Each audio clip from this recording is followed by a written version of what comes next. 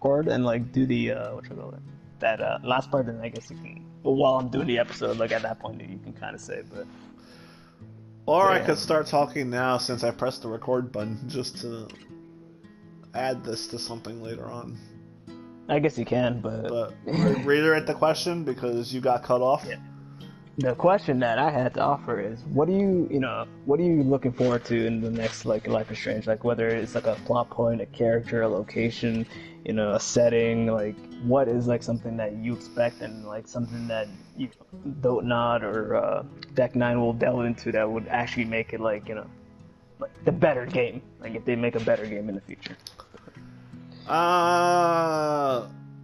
Interestingly enough. Mm-hmm.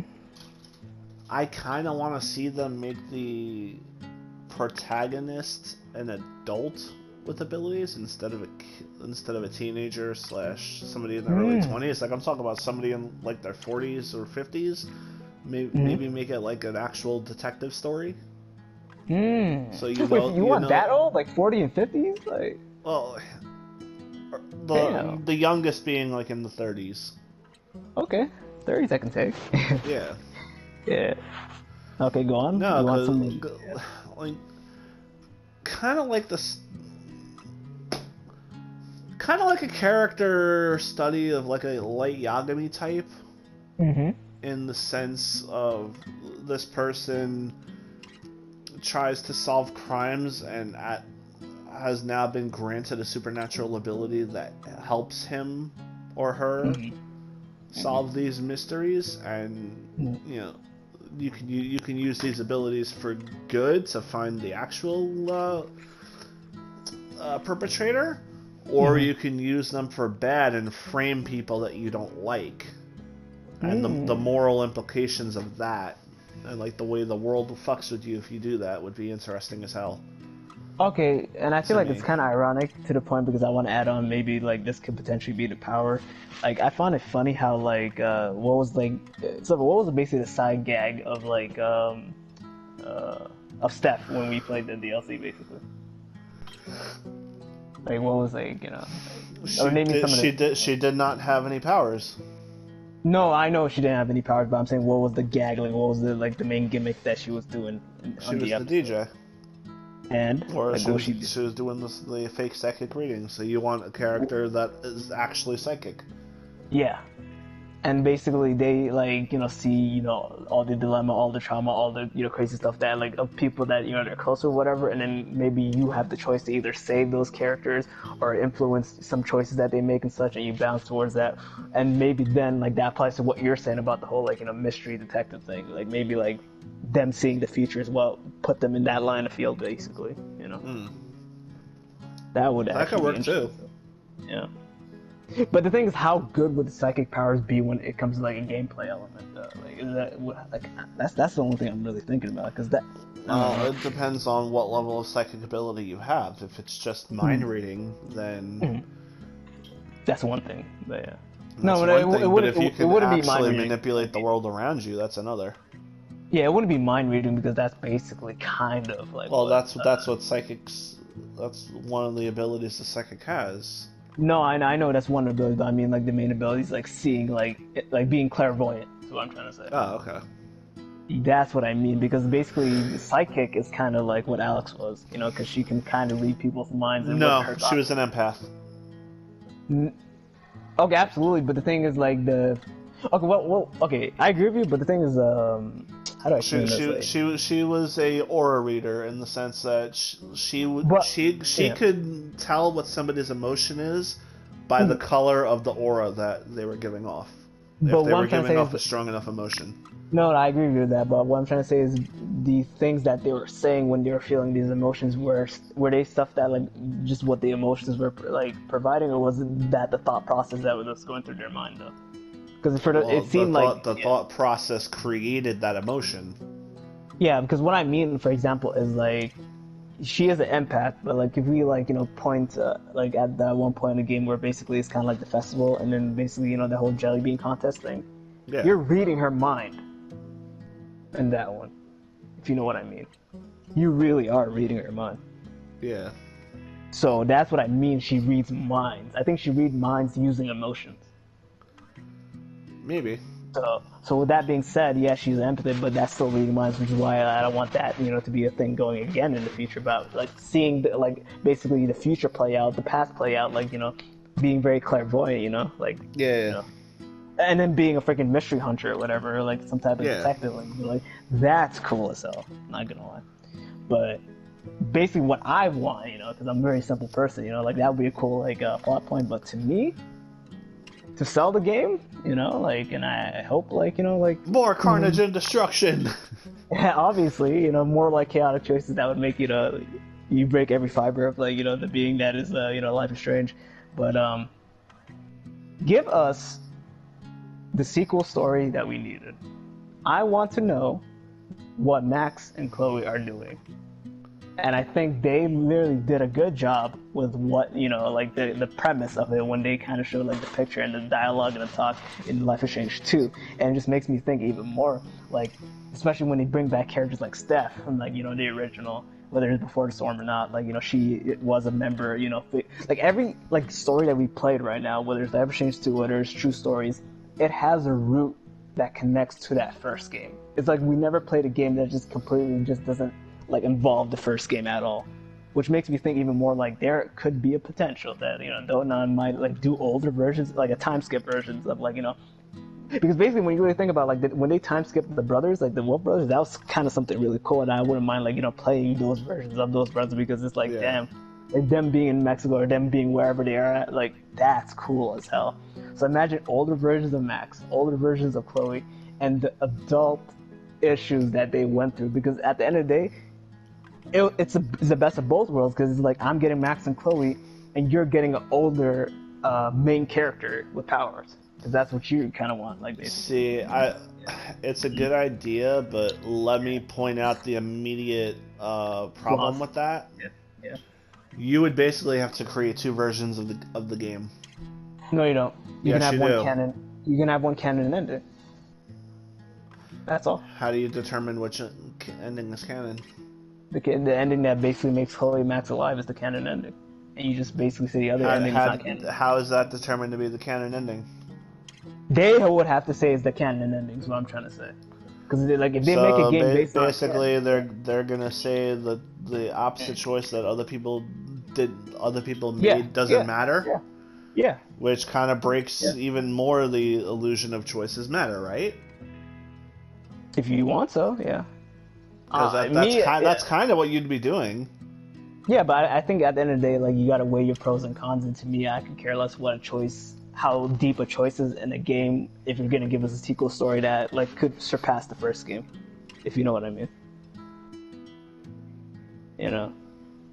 Like to me, like I get what you're saying, like I get it, but just if it wasn't for the fact that like Max and Chloe are the like pinnacle and the fan favorites of like the whole Life is Strange franchise, if you were to just be like, hey, one ending was more important than the other, one ending is more canon than the other, and because of that, this is their like after story, that sells more so than keeping the the integrity of like what like was the real ending or not, because at the end of the day, there's a canon ending and there's an ending that you want.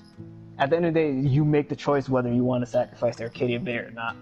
But just like Don't Nod or whoever's producing the next game, if they were to make the game that I'm mentioning, they would have to be like, hey, you know what? Like, you can believe in any ending that you believe, but what actually is the ending that like truly happens? If this was a movie, would be that Arcadia Bay gets sacrificed, and we see like the sequel, and the sequel would be like Max and Chloe alive and seeing what drama that they have in the future, whether it's something to a bigger level or not. But yeah, what?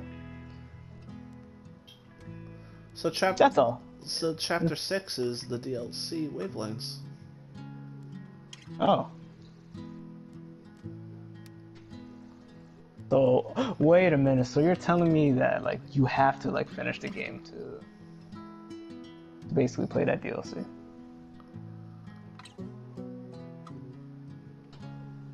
That's basically what you're telling me when you say that. Well, I'm at the chapter select. Chapter 1 A-side, Chapter 2 Lanterns, Chapter 3 Monster or Mortal, Mm-hmm. Chapter 4 is Flicker. Chapter 5 is B-side. And then Chapter 6 is Wavelengths, which is Steph's story. Mm-hmm. Yeah, so basically you have to, like, you know, play the main game so you can get to that wavelength. And apparently we missed something? I don't know. I don't understand how we missed. Because, like, chapters, I go to B-side, it's showing 4 out of 5. Mm.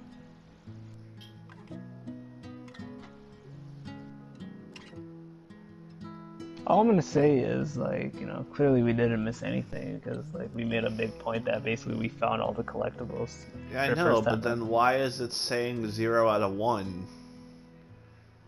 All I'm gonna say is, like, a knock at the door. all I'm gonna say is, like, you know, things aren't always what they seem, Silver, because no, I know we got the platinum trophy for it, which means we should not be missing anything. Yeah, that, and also the fact that, like, if the DLC was bugging, then clearly that's another bug, you know, like, of the visual aspects, because, you know, we clearly got everything, so. Yeah. But, yeah, that's basically my, like, I don't know, overall, I feel like why, like, we can formulate a really good opinion now is because, like, you know, we're not just fresh off, like, you know, finishing the game, you know, we let it, like, you know, simmer and, like, sit down and, like, you know, we kind of, you know, like basically let it linger in our minds for all these months and whatever. And overall, that's why I'm thinking Silver's like on the track where he's saying, like, you know, Life Change won ultimately. He's like agreeing with me because I bet you, like, if I were to ask you that, like, see, like, there are some parts that I agree Life is Strange 1 did better than True Colors. I won't. No, deny but overall, that at we're talking all. about overall aspect. Like, I think overall, I put them on equal footing. I would have to really sit and decide which one's better because they're both on very similar pedestals for me. Fair enough. Before the Storm is in last place for me. Okay. And Life is Strange 2 is third. Well, you know, if we're putting, like, spin-off, because, like, I think Before the Storm is kind of a spin-off, then I guess no, it's a prequel. Yeah, it's a prequel, but it's still a spin-off, though. Like, it's not a main series game. Of course, it's a main series game. The protagonist is Chloe. No, but the thing is, it's like it's not something that you have to play to know anything. It's just an extra story, which makes it a kind of like absolutely a prequel, but it's not like a main, like, series game. Is what I'm trying to say. It's a side story. Well, by that logic, Wavelengths should be its own entry, right? No, because it's basically DLC that's add-on to, you know, like, what I'm trying to say is, like, Before the Storm, it wasn't DLC for the original game. It was its own standalone game, you know. But with that being said, though, like, if we're talking about overall rank, I honestly, like, I'll put, like, the Captain Spirit, like, at last, and then that's a demo. Yeah, but that's a demo. That's still a game, though, because it's its own standalone thing, though. Like, okay, so Wavelengths is also a standalone game then, because you're literally ranking a demo. Wavelengths is a side story. I don't think so, because you know why? Because basically, you're right, but in a sense, we're basically, if you didn't say, like, oh, Chapter 6, like, it's connected to Before the Storm because of that. So I would say, like, connected to True Colors. Exactly. So that's why, like, I don't agree with you with that separation. But, you know, Captain Spirit was its own thing, whether it's a demo or not, it's still a game on its own right, you know? And to me, like, it's maybe, like, treated like the demo, but it was more so like, oh, this is kind of like a short story of, like, you know, what's to come and such, and that's why I count it. So my personal list, yeah, it would probably be Captain Spirit, Before the Storm, Life is Strange 2, True Colors, and then the original as my number one. So that's how, and I think that's probably your order too. If not, then I don't even know. What's your order?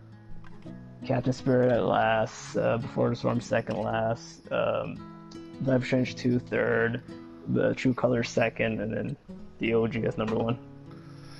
And if we have to include a demo in the rankings, then yeah, I agree with everything up until your number 2 and number 1. You put like True Colors at number 1. That's what I was still trying to figure out. Oh, okay. So yeah, what are you saying right now is you don't have like I don't have a definitive number 2 and number 1 yet.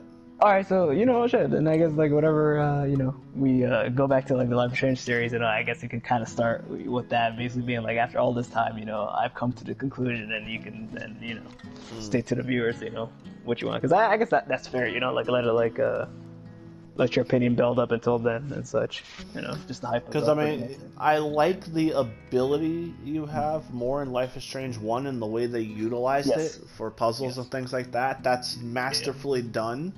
Yeah.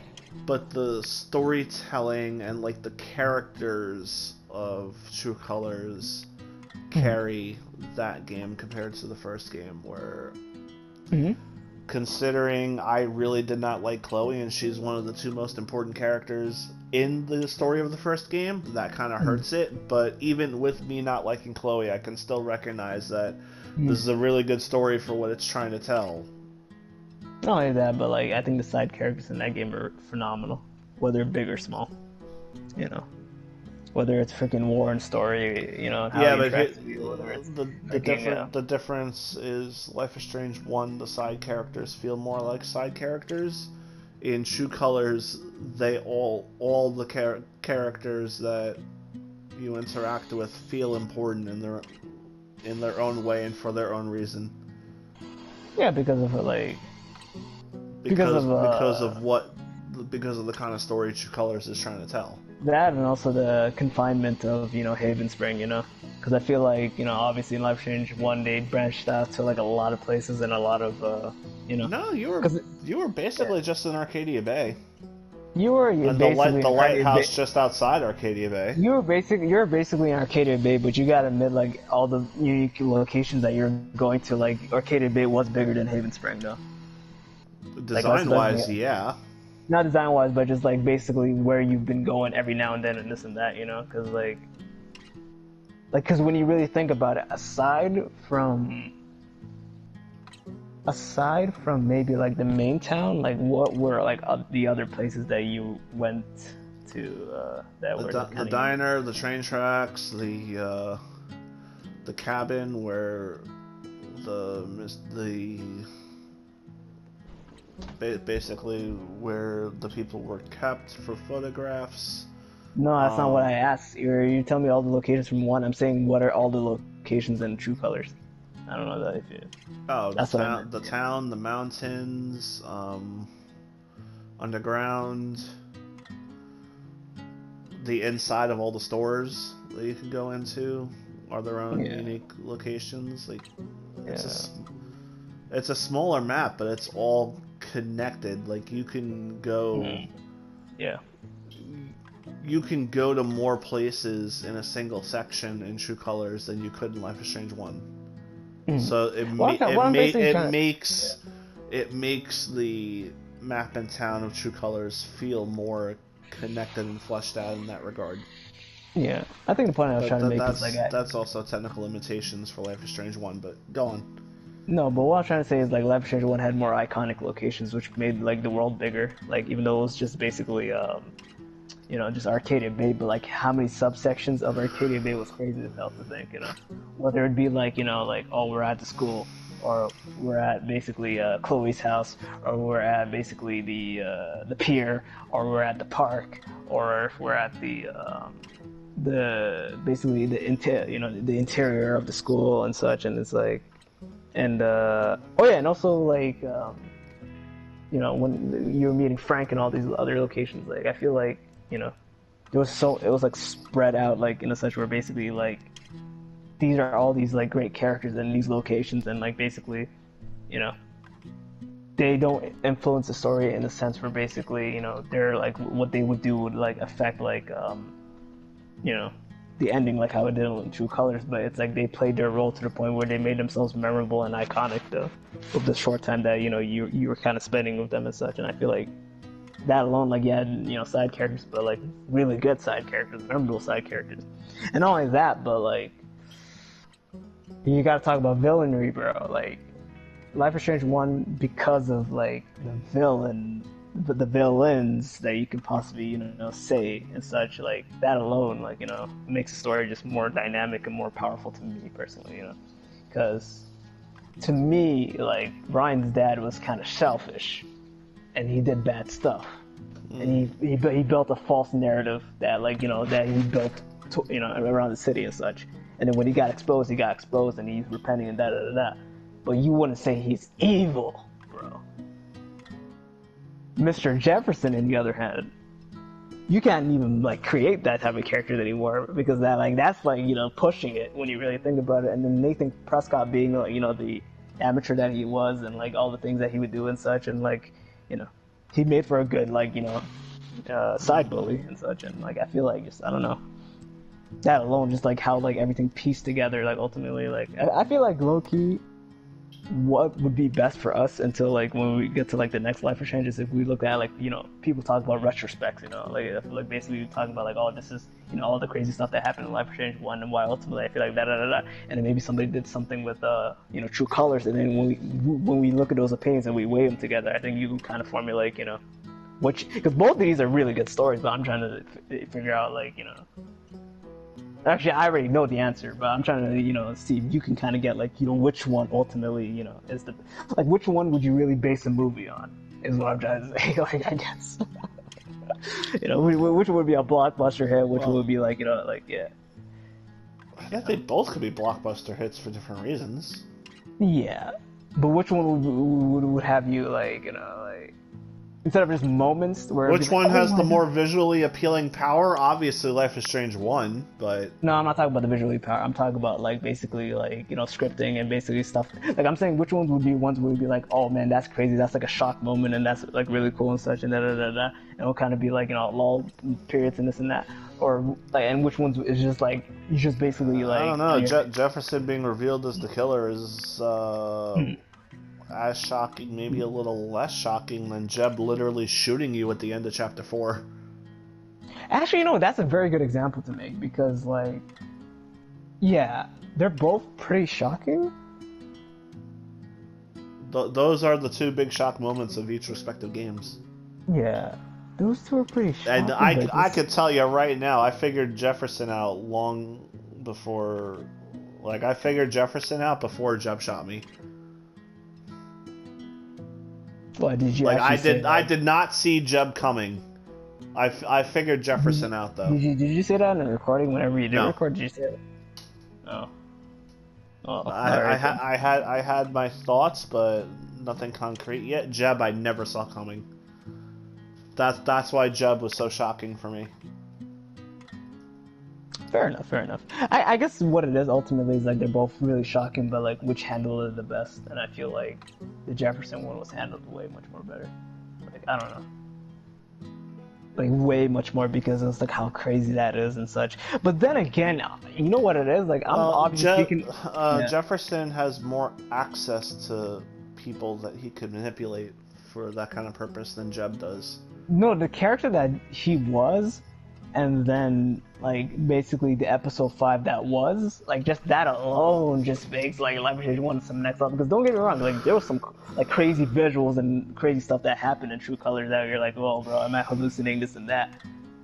But that episode 5, I want to know who directed the episode 5 of original Life is Strange, because I'm telling you, that was, like, it seemed to the point where, like, oh, bro, this has to be something that just, like, has to eat up the time of the episode because of how, like, wacky and, like, I don't understand what the hell is really going on, whatever. But I feel like there's deeper meanings to everything that happened in that scene, basically. Because remember, even that one part where basically, like, I want to give you, like, a good reminder and such, where it's, like, you're in the, like, Snowdo, and you're basically seeing, like, all the interactions that Chloe's having with all these characters or whatever. Like, who even thinks about doing stuff like that? That's just crazy crap now that I think about it. Because when she, like, make it out with, what's it called, Nathan, and then, like, also, like, make it out with freaking, what's his face? She was, like, I don't know, like, it was crazy. Like, it was just, there was a lot of, like holy crap, what the hell? And then obviously that dorm part, I guess, like was pretty cool because you're like opening doors and you're finding the truth and such. And I feel like if you were just to make that specific scene a movie scene, bro, that's some like M. Night Shyamalan shit, bro. I would look at that shit and be like, yo, what the actual hell? But like, I'm speaking obviously in the sense of like a movie, like watching it as a movie. Like if I was watching somebody play this game for the first time, like it's like, whoa, what the hell, this and that. But as a game, like I feel like they both like carry the same way, like true colors in the original. But I would say this though, I did like the difficulty that Life is Strange 1 had though, because it really made you like do those puzzles and really made you really think and such, you know. No, yeah, that part's definitely better than True Colors. Yeah. So I don't argue that. Because I think that's something they're never gonna go back to, like making things kind of difficult for the viewers, you know. Because when you really think about what was really the most difficult thing in True Colors, I can't really speculate anything that was difficult in that game. Like I'm not talking about choice puzzles, I'm talking about like trying to like figure out like this puzzle mini game. And it was Start at chapter 5 when you're in the dark, or like the middle of chapter 5 when you're underground and there's no light. That was pretty fucking annoying. But other than that, yeah, but that's more so True like Colors is not about difficulty though. I know, but I'm talking about it. I'm not talking about it in the sense of like what the narrative was. I'm talking about like in the gaming aspect, you know. Yeah, I'm talking about in the gaming aspect. You know, you kind of want some things to be kind of difficult, just to, even though like you don't want it to be too difficult because it might kill the immersion, but you want it just to be, you know, just as difficult to the point where you can be like, oh, you know what, like I really feel like I'm maxed in this situation, you know, like holy crap, like I'm trying to really solve this and like, you know, and such. But you know how it's funny because we were just debating between like 1 and 3, and we never just talked about 2. Like, and 2 was his own, like, you know, like, you know, I don't know. 2 to me, I feel like until they make like another like Life is Strange main character like a male, like we'll always refer to like, you know, like 2 as like, you know, the only one that actually had like, you know, a true, you know, male, you know, main character that, you know. Obviously, that didn't have powers, you know, like that sucks. But you know, like hopefully the next thing actually probably has a male that has powers. I don't know what it would really be and such, but and before they just take the whole plot point of Spider-Man or some shit, or like, you know, or Batman and just make somebody like a vigilante, like that would be crazy. That would actually be crazy, but yeah. I guess basically to sum up all this talk that we're doing, like, you know, so we'll have a definitive answer next time, you know, we touch on the Life is Strange series. But so far, you know what? Shit. I never would have thought, like, after all these years that, like, you know, there would be more games than 1. Because I feel like Life is Strange 1 was just such, like, a hit that, like, I don't think they would ever, like, touch, like, that franchise again to actually see if they can actually, you know, surpass, you know, the first game. But obviously they, you know, had their attempts, and you know, some could say, you know, they succeeded, some could say like, you know, the first is still the best. But I'm still here for all the story narratives and such, and I feel like, you know, we gotta give a big shout out to Square Enix and all the people that, you know, are associated to this game, because, you know, it takes a lot of heart making this type of stuff. So but that's definitely my 2 cents.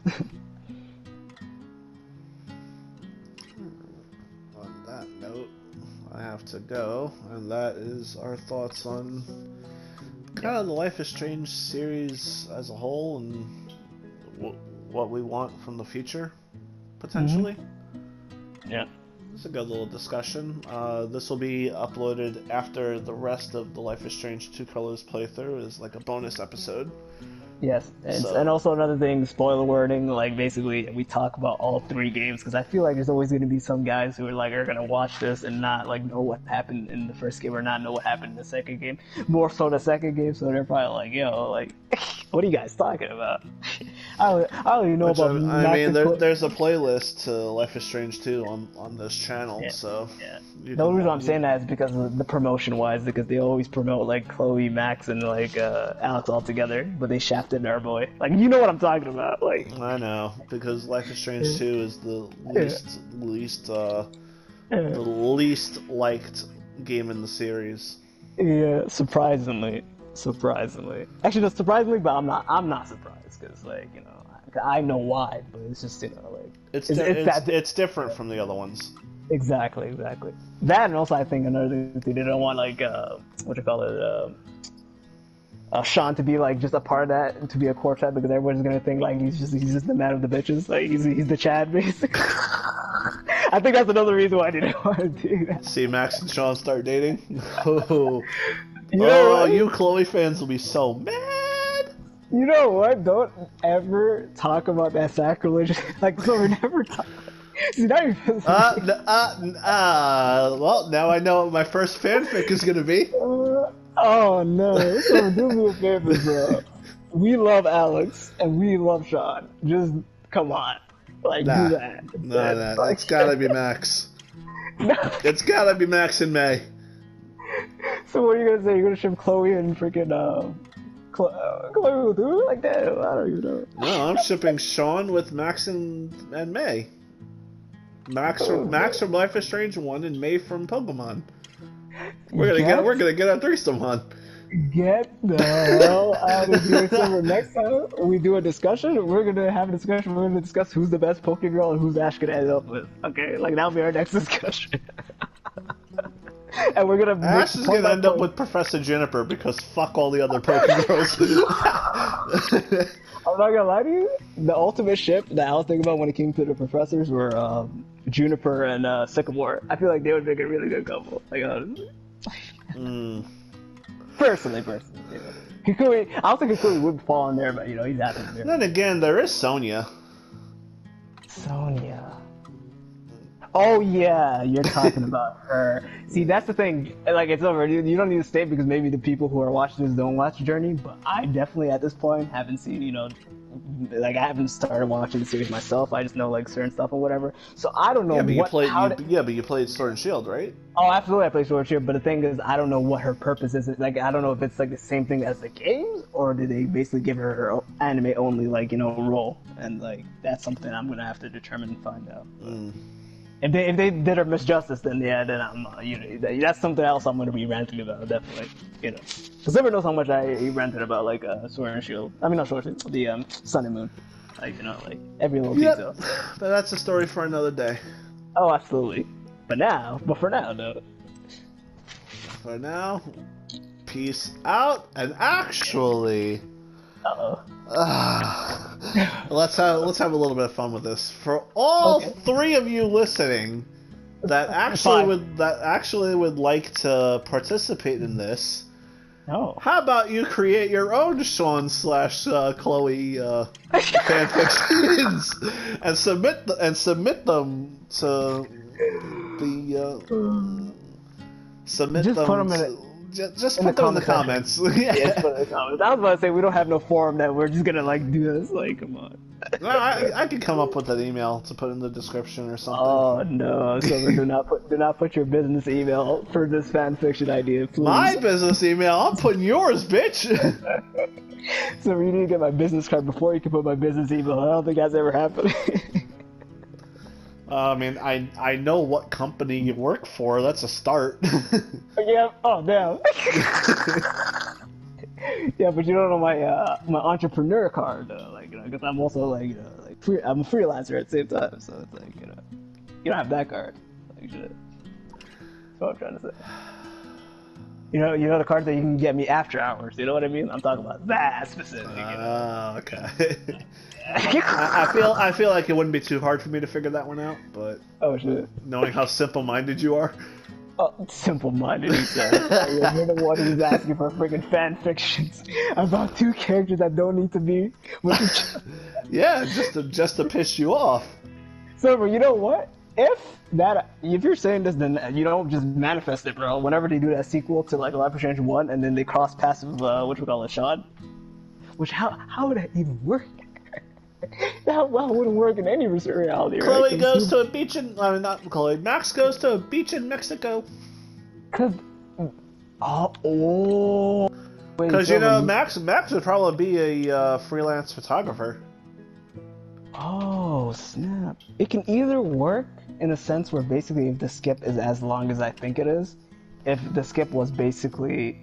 what was I thinking? Basically, like, you know, when we see the final versions of Sean and Daniel, that how old Max and Chloe is, that's where that point of that game starts. So it would be somewhere around when he gets released or he's still in Mexico.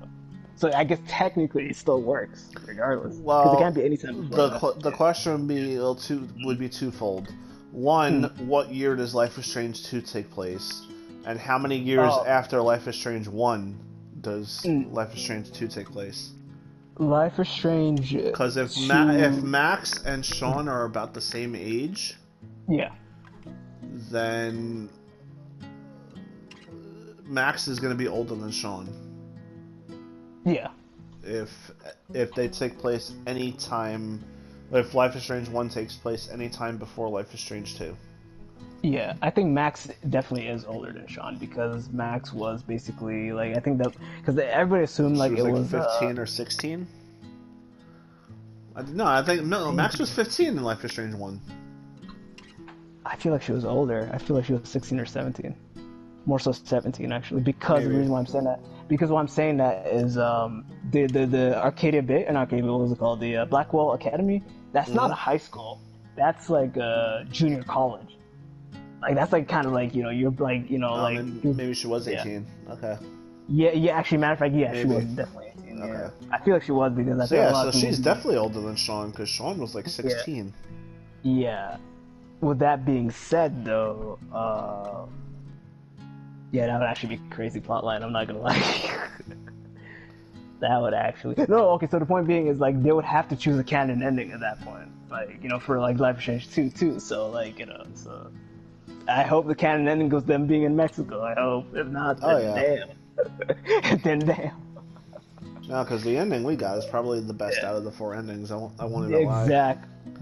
I won't even lie. Thank you. I'm happy we both agree on that. Like, there's no going to be a debate or whatever. This is where, like, Sean needs to do his time, or, like, it's better for Daniel to do that. Like, no, dude. Like, them just escape it, because that was the goal from the beginning of the game. That's probably what their father wanted at the end of the day.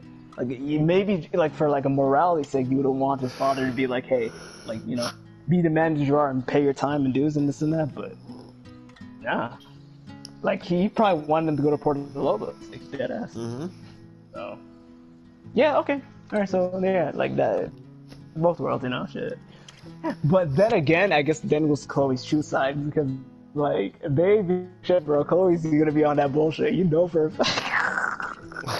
You'd be like, nobody will take Max away from me. Max is the only person that matters to me. I don't even know who do you even think you are, Sean Diaz? Oh, dude, that line would be crazy as well. the two non-powered people going at it. Actually, that's a good question. Would Max still have her powers after Life is Strange 1? Absolutely have her powers. Because there wasn't any indication that she ever were gonna lose her powers in both endings. Yeah, but she knows what her powers, how much destruction her powers can do. So even if she does still have them, would she be willing to use them, knowing that she knows what kind of damage could happen because of Arcadia Bay? That's a very good question. Maybe like that could be a plot point if they do the sequel, or basically like Max wants to live like a normal life, so she hasn't used her powers ever since the Arcadia Bay incident.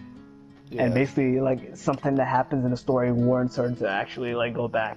Maybe, what about if there's, like, a freaking kidnapping story where, like, Chloe gets kidnapped? Oh, damn, bro. Yeah, they need to hire us, bro. Like, I'm not even joking about that. Just, I'll write a bro. You seen Taken, right? I have.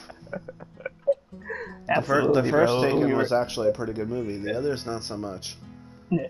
Yeah, and you've seen Die Hard too, right? With a vengeance.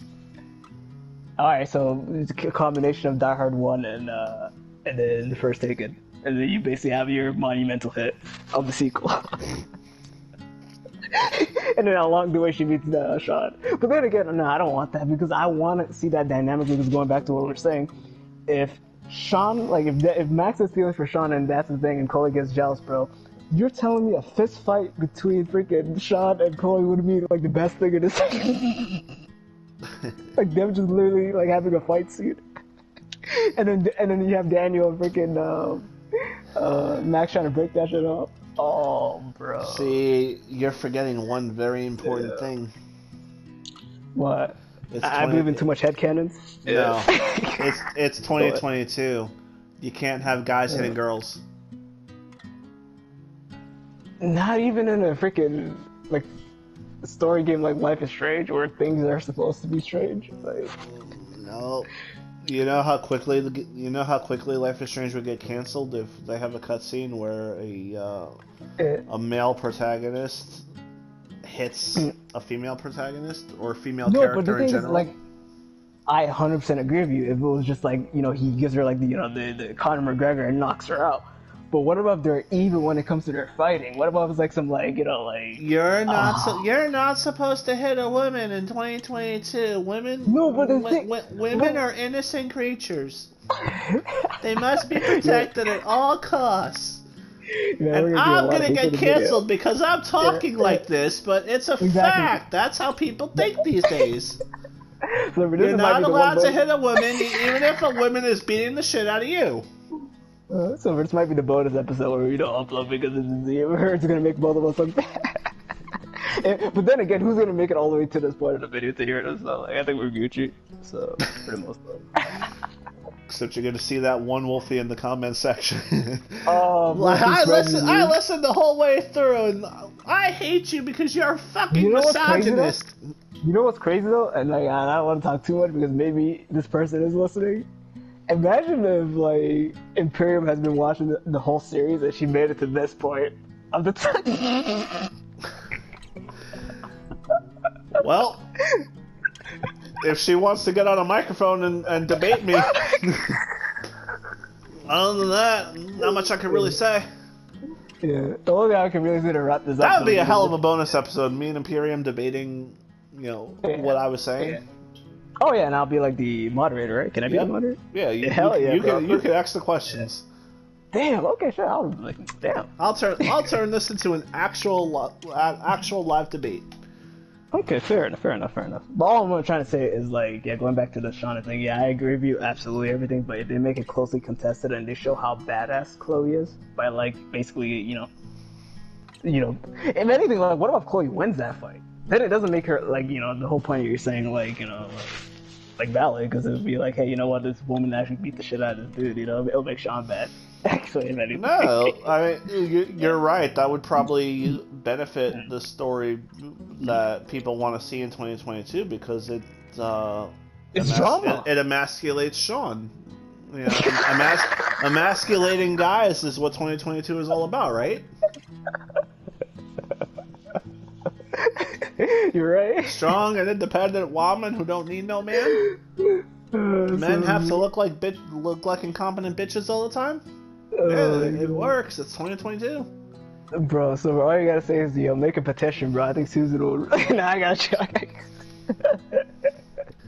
We'll make a petition. We'll let the fight.